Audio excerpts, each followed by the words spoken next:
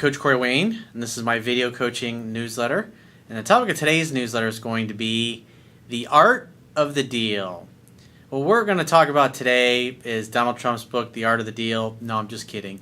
Actually, what we're going to talk about is negotiating and putting deals together, not only in your personal life, but also your professional life. And what we're going to discuss is negotiation principles. And I got a really great, really short, concise success story from a guy who says he started following me about 6 months ago. And he says when he started following me, he was almost literally begging women to pay attention to him compared to the way things are today, where he's literally able to approach women anytime, any place, and anywhere. And what often happens is they'll actually take his phone number down and give him a call and ask him out. And on top of that, they know that he's dating other women.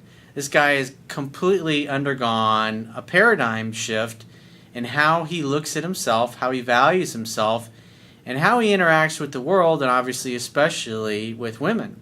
And on top of that email success story, I got about 12 Instagram quotes on this that are kind of related to this topic that I'm going to go through. These are some recent Instagrams I posted over the last few months. They're really great and apply to what we're going to be discussing in today's video.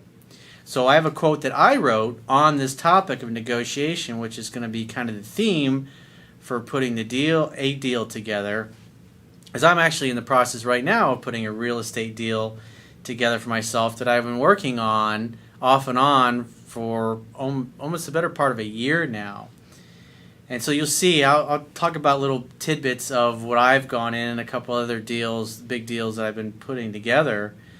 These big deals for me, these aren't billion-dollar deals, but the point being is that it's really nice as a human being to be able to come up with a vision for what you want to achieve, to know what your outcome is, to come up with a compelling reason for it, and to actually make that happen. Very few people in the world are able to get the kind of deals they want in their personal and their professional lives.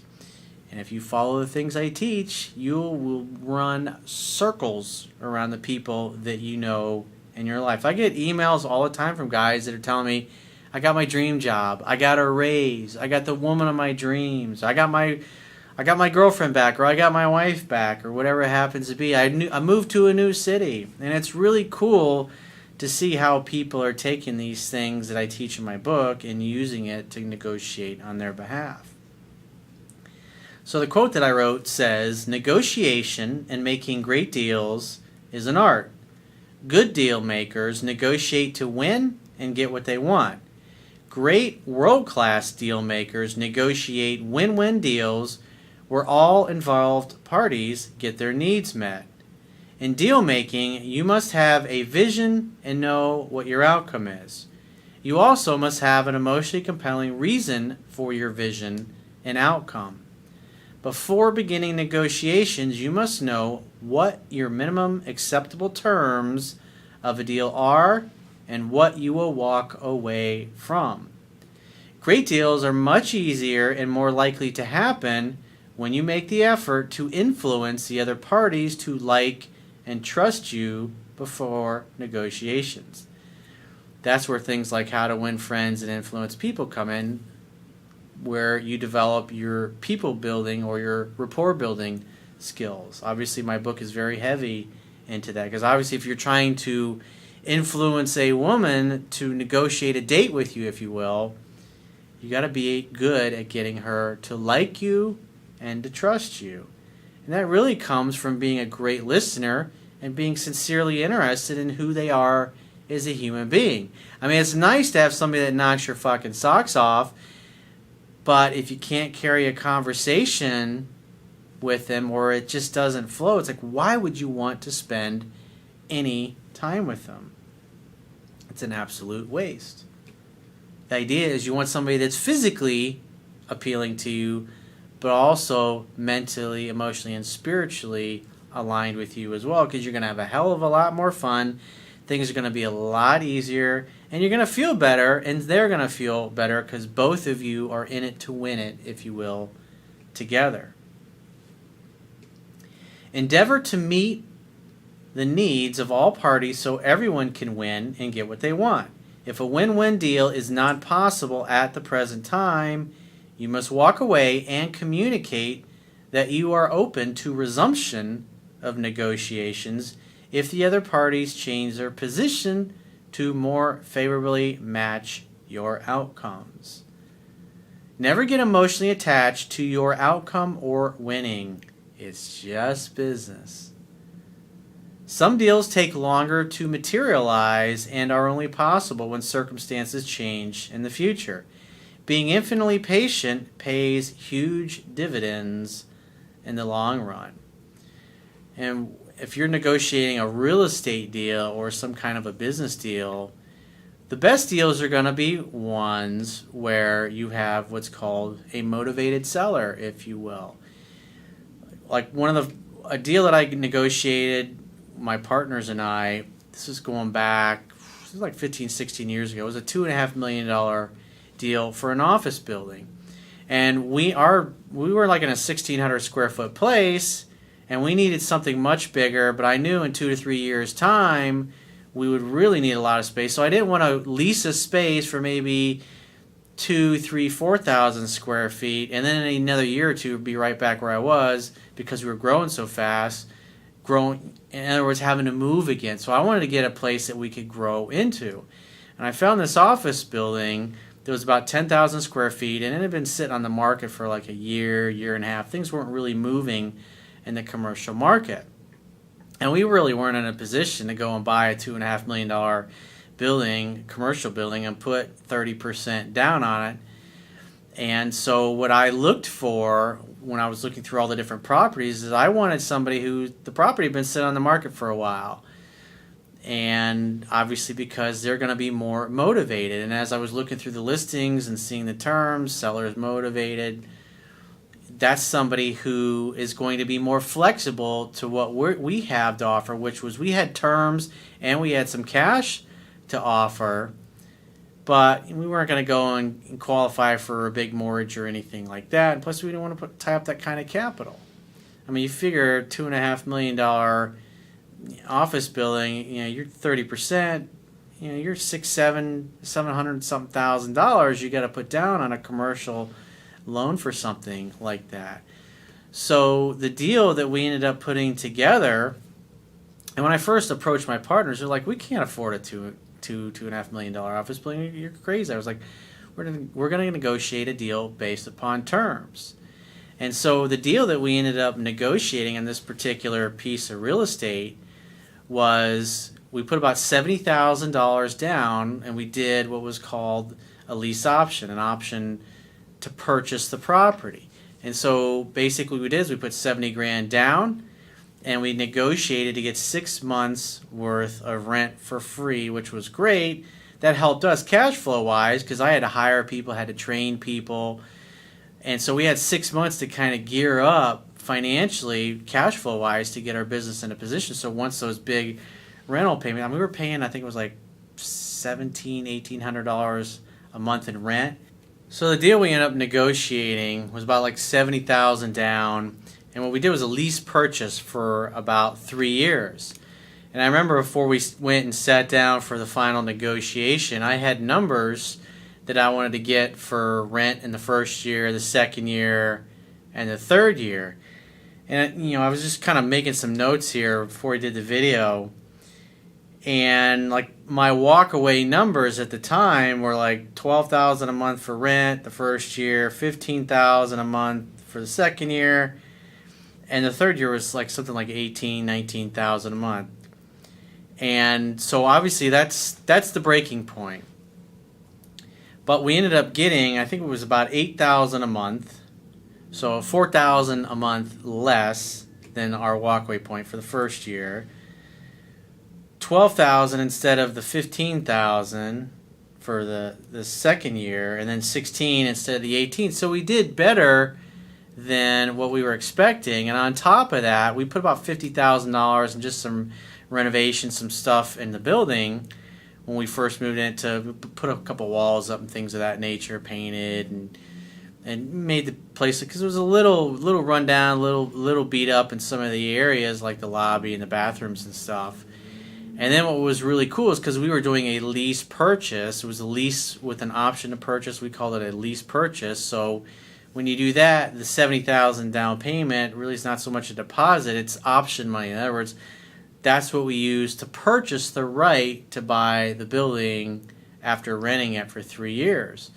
So the $70,000, and if we go through with the purchase, the $70,000 we put down went towards the purchase price, the $50,000 in renovations, that also got applied towards the purchase price, and every penny that we paid in rent got applied towards the purchase price as well. So at the end of 3 years, when we went and got our loan from a normal bank, and we paid off something like $600,000-$700,000 in equity, plus we had acquired a property next to it and combined the two together.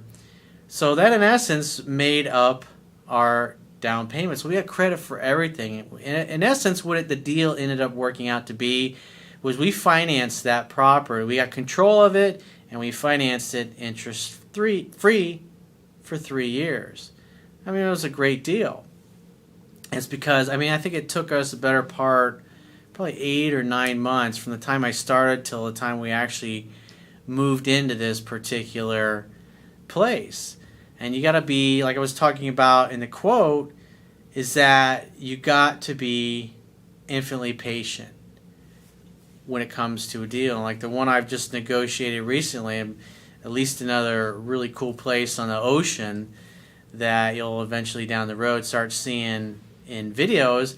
I made an offer on a property in this particular building back, I think it was like April or May of this year.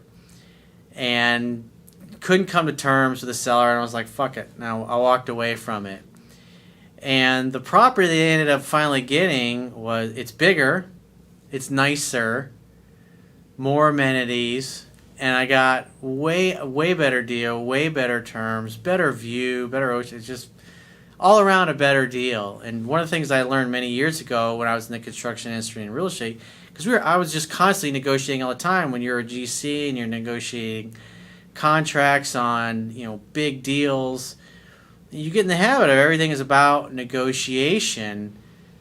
You put say you put $1 million aside for landscaping on a big commercial property, and if you're able to find a subcontractor that does it for say $800,000, that's $200,000 that you less than what you had budgeted for, and so that money goes towards obviously your profit at the end of the job. So it's really important before you start negotiating anything. It's the same thing when it comes to dating and women, is what are the terms you're willing to put up with, and what are you willing to walk away with? You don't do maybe dates. You're either in or you're out. When you ask for a phone number and a woman says, hey, how about you give me your business card? It's like, no. It's like, I want somebody who's really into me, who's excited, who's like, wow, this guy asked me out, and I really like this guy.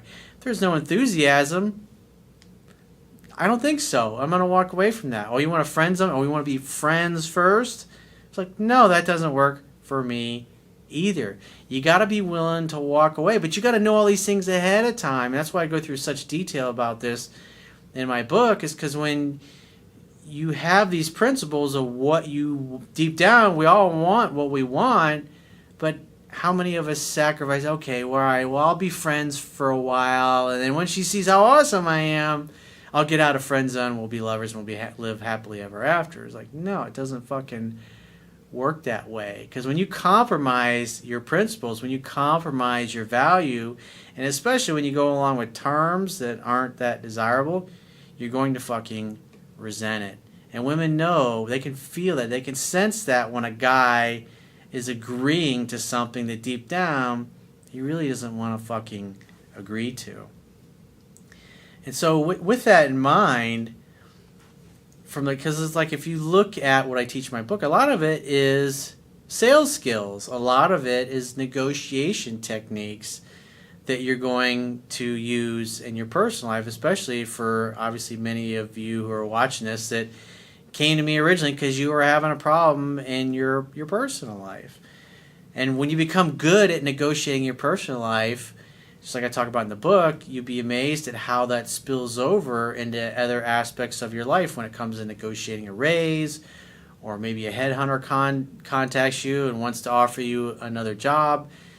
It's just knowing what you want. In other words, if you're going to change jobs, you don't want to just change and get the same kind of income. You want to get more income. You want to get more responsibility. You want to get more opportunity for growth. You want a better company with better culture. All around, you want to improve your situation. It's the same thing when it comes to your personal life.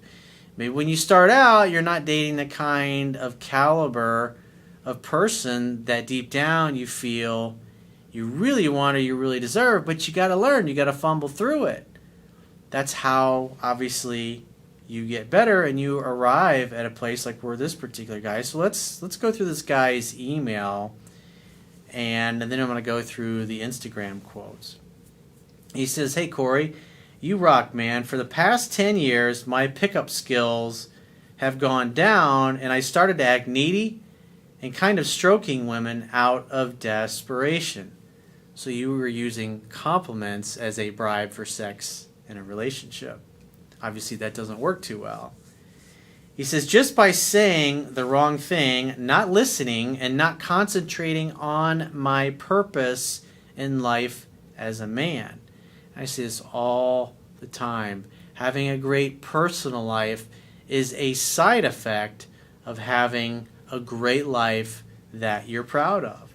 If you don't love your life and you're not proud of it, if you're not proud of what you're doing for a living or what you're striving to create, your empire that you're building, if you will, you're not going to be that happy. If you're not that happy and you're not that excited about your life, how are you going to get a woman excited? It's going to be really fucking difficult. And so instead of making the woman as your outcome of your objective, your outcome needs to be your purpose, your mission in life, your whole reason for getting up in the morning. Because part of having a great, well-rounded life that you love and you enjoy, it gives a woman to come in and be excited about co-creating with you in your life. That's why it's a side effect of you being your best self. In other words, you're becoming the kind of person that you want to attract by focusing on yourself and living your life and filling it up with friends and family and the kind of social activities that are really fun and really compelling to you. Because in the process of living your life, you'll simply encounter other like-minded people along the way. That's why for many of you that have been in relationships, it's like, God, it's like I'm getting hit on all the time when I have a girlfriend or I'm married, and then as soon as I'm single, it's like, where'd all the girls go? It's a completely different vibe. When you're abundant, when you have plenty of something, it's like when you have lots of money, everybody wants to lend you money. But when you don't have much money, bankers, they don't want anything to do with you.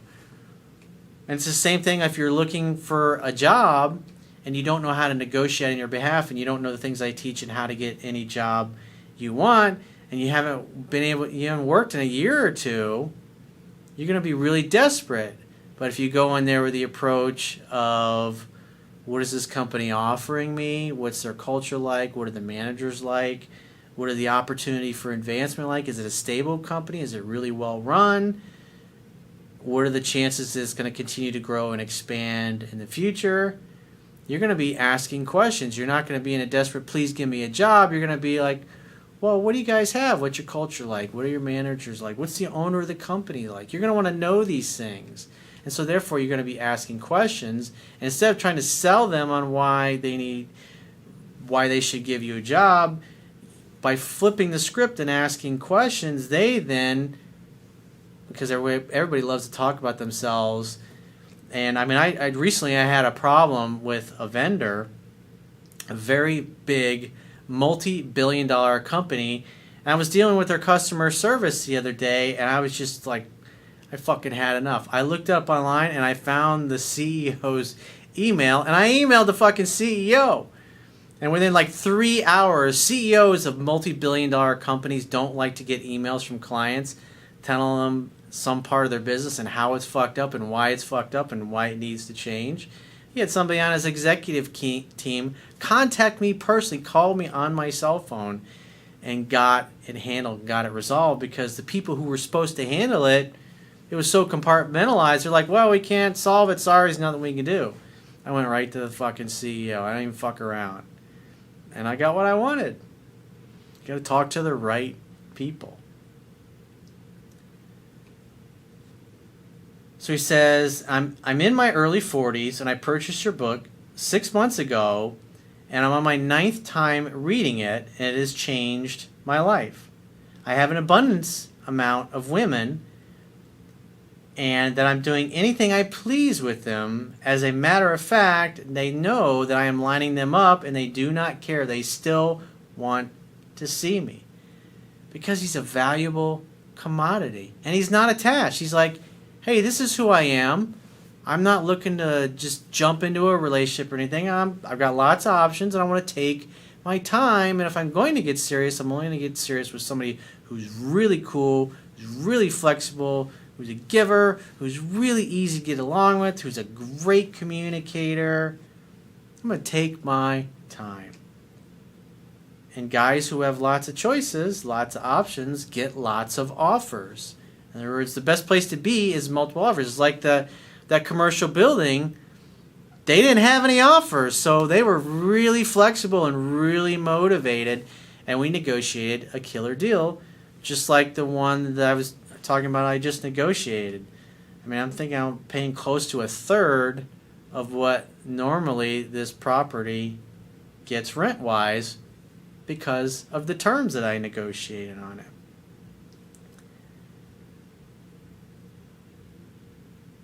He says, I can't believe that I don't have to do anything to get women. No pursuing, just have a good time and enjoy the outings. I don't accept maybe dates anymore, and I don't do friendship favors to women that I like. And Corey, women dig that response. Scarcity creates value. You're in a very loving way, in a non-attached way, you're presenting to the world, this is who I am, this is my truth, this is how I live my life. And if you're cool with it, awesome, let's go spend some time together. And if you're not, hey, I wish you all the best in your search. Give me a call if you change your mind. In other words, that's the walk-away point. Here's what I want. You're not down with it? Well, call me if you change your mind. And a lot of times women will think about it and go, because they've never had a guy do that to them before, walk away like that, especially if they're really hot and they're really used to getting their way, and they come across a guy they actually have to work for, they'll value him more. Anything in life, when we have to work for it and it's hard, whether it's a business or anything in life, we really value and appreciate it more. We got to work for it a little bit. I use the power of the takeaway when a woman flakes, and the outcome of that is a definite date always. I approach women in pubs, malls, and social circuits on the sole purpose to talk, meet, and laugh. Just like I talk about in the article I did several years ago, how to get women to approach you first. You're out living your life, having a good time with the people that you're with. And if you happen to meet a really cool chick, great. If you happen to meet somebody that becomes a client down the road, that's great too. If you happen to come across somebody and they become a lifelong friend, that's okay. You're just living your life. You're not out like, gee, I want to meet a new best friend today. I'm going to live my life and have a great time and look at all these things that happen as a side effect of focusing on me. I don't give the vibe of hunger for sex, etc., and they ask for my phone number, and most of the time they call me and ask me out. I swear it's the truth. Well, for any of you that have applied to things that I teach in my book, you see that it works for you. And that's why I don't have to twist somebody's arm. I'm not begging for business. I got more business than I want. And therefore, when I do coaching with people, I'm talking to people who really want to talk to me, who are really appreciative and really gracious and really kind, and they're great listeners. And it gives me a great experience, and it gives them a great experience as well. So with that said, I've got a bunch of, these are Instagram quotes, and you can see them, Coach Corey Wayne, on my Instagram feed. for those of you that aren't following me there. This one is from Joe Montana. He's obviously a Hall of Fame NFL quarterback. When I was growing up in the 80s, he was the man when it came to QBs. And he said, winners, I am convinced, imagine their dreams first. In other words, they have a vision. They know what their outcome is. They visualize it. They imagine. They daydream about it. They want it with all their heart, and they expect it to come true. There is, I believe, no other way to live.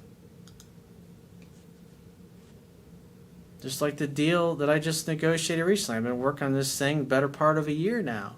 Finally got the kind of place that I want, and it's a better deal than I started out with. And it all comes because I'm patient, I know what I want, I got a vision, and I know what my walkaway numbers are. And pretty much every negotiation I've ever had, like in this one especially, like the other day, about a week ago, I told my realtor, I was like, this is it, dude, this is what I want. You know, if he doesn't agree to it, then you can give me my deposit back and we'll look for another property. I don't fucking care. I like the property, but I don't need the property. Very important distinction.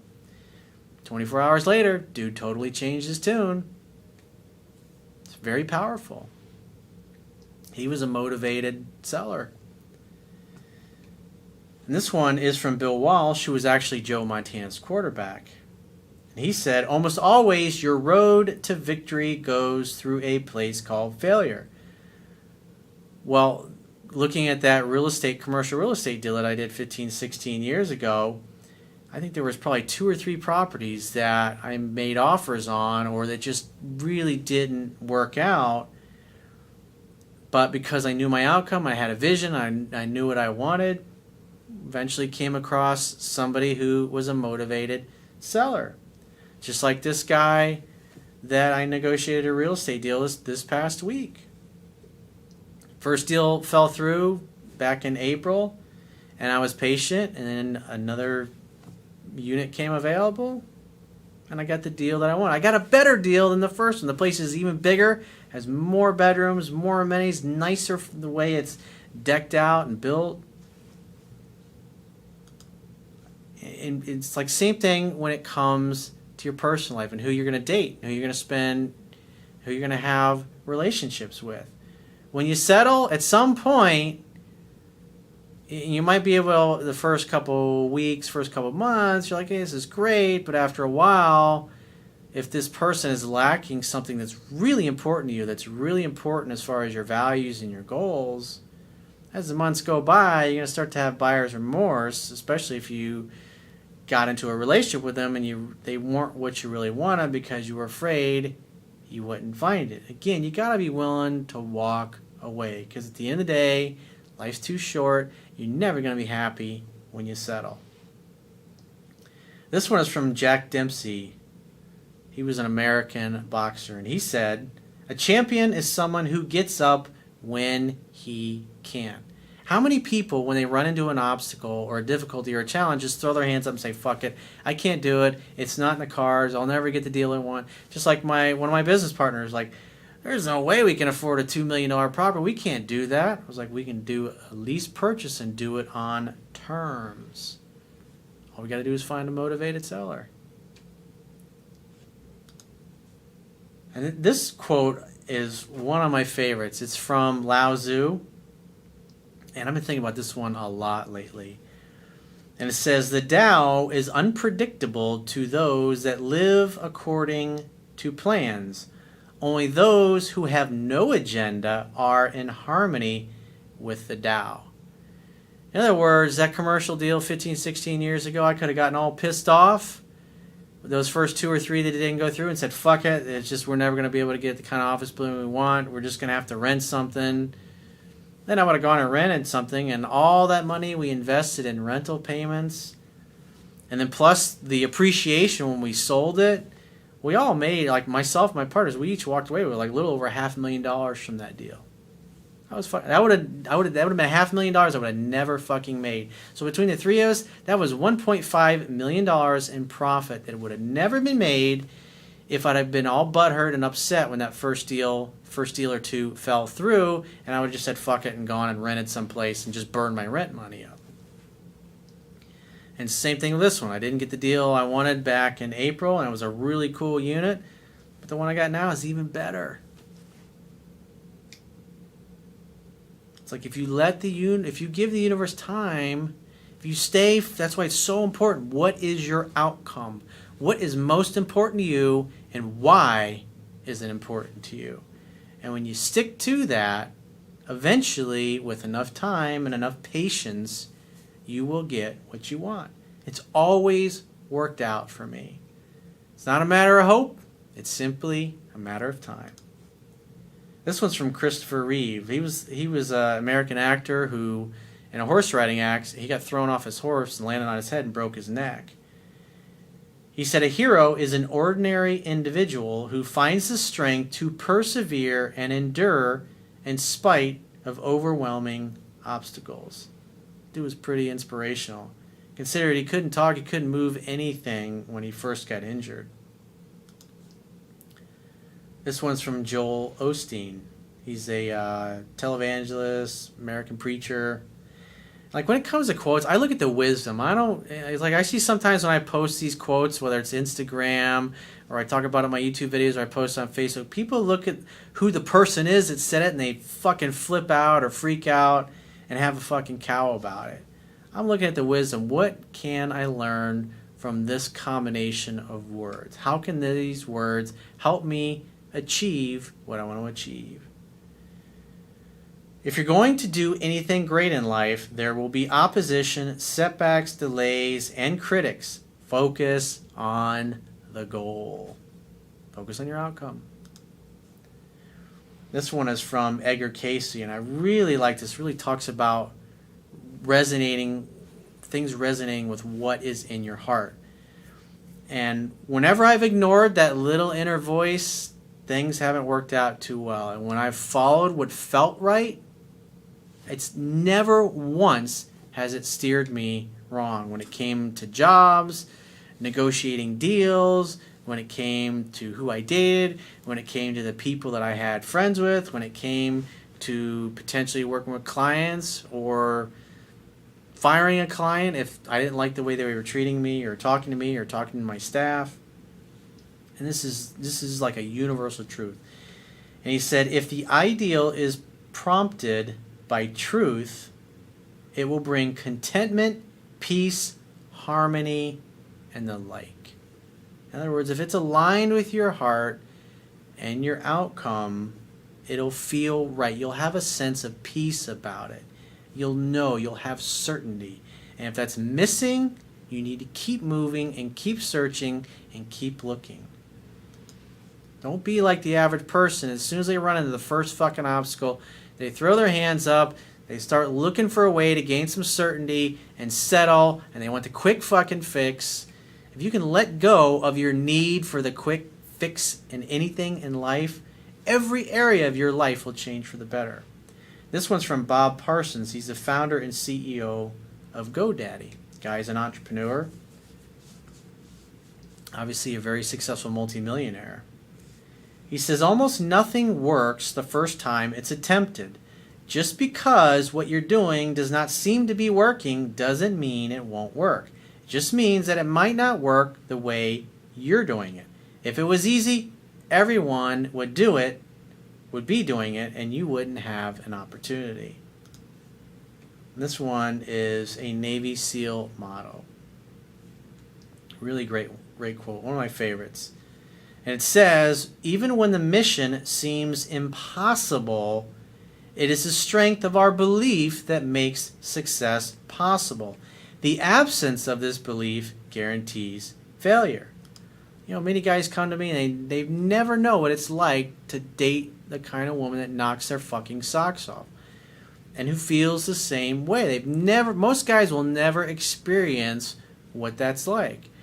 And so I honor people that they take a leap of faith, if you will, buy my book, or they start reading it for free on my website by subscribing to my newsletter, or they download the audible.com version and they apply it.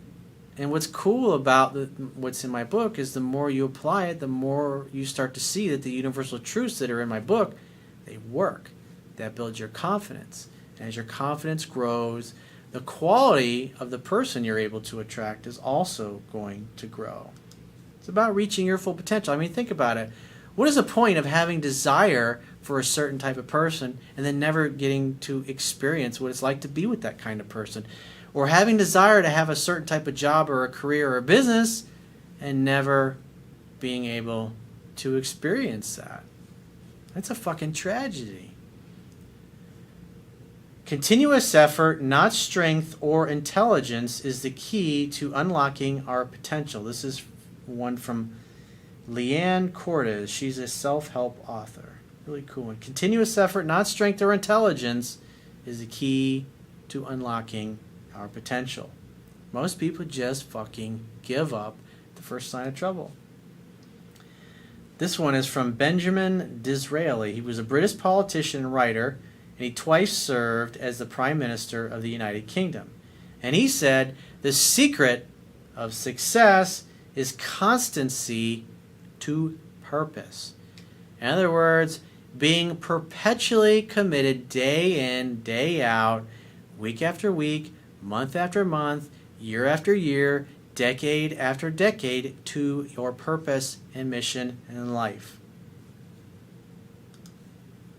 And this one is from one of the great American businessmen of today, from Carl Icahn, also a friend and buddy of Donald Trump. And what I like about Carl Icahn, he's a blue-collar dude from Brooklyn.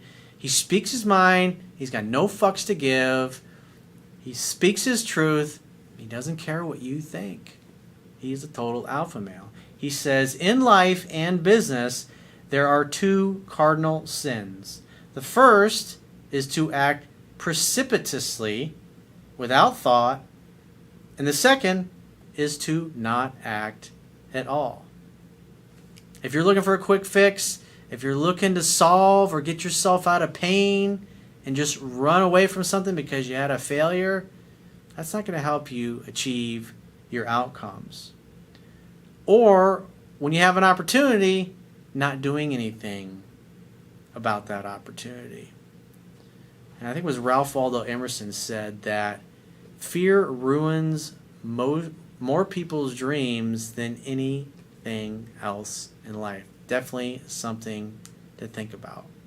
So if you would like to get my help personally to help you in a personal or a professional negotiation so you can achieve your outcomes, go to my website, click the products tab at the top of your screen on any page of my website, and just follow the instructions for booking a coaching session with yours truly.